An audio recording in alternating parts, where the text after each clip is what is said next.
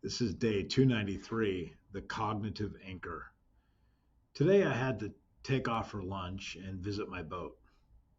A potential buyer, was looking to make a boat purchase.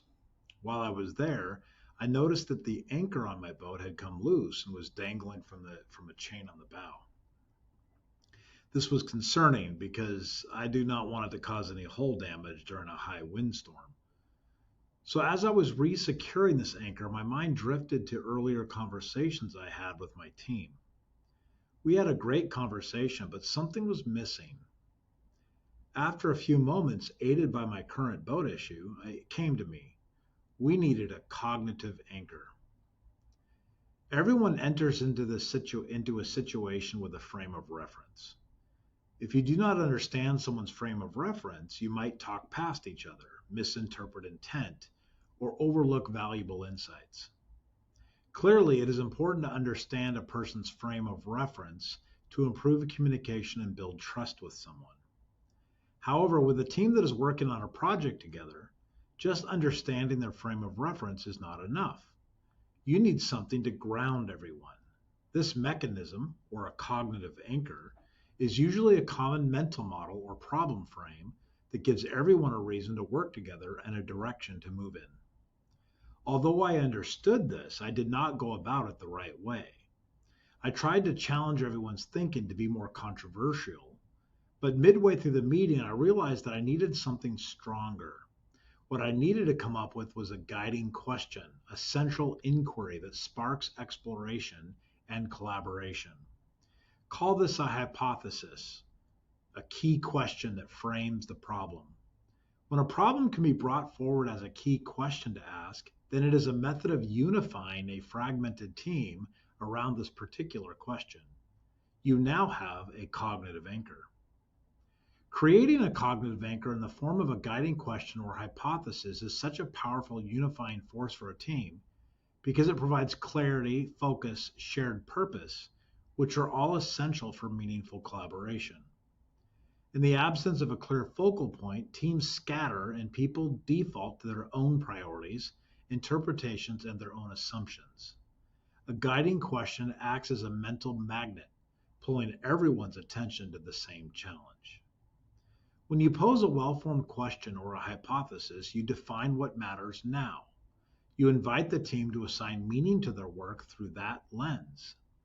Suddenly, diverse roles and perspectives have a common context. A question also invites thinking, exploring, testing. It opens the door to collective problem solving rather than top down execution. People feel more engaged when they are asked to solve a mystery, not just follow orders.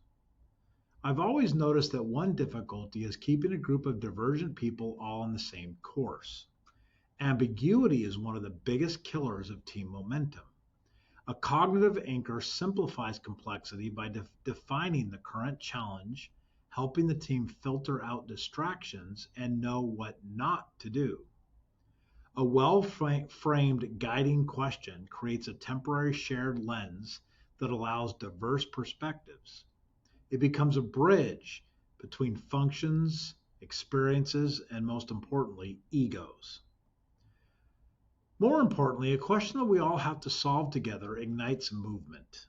It creates tension that demands resolution, showcasing a gap between what we know and what we need to know.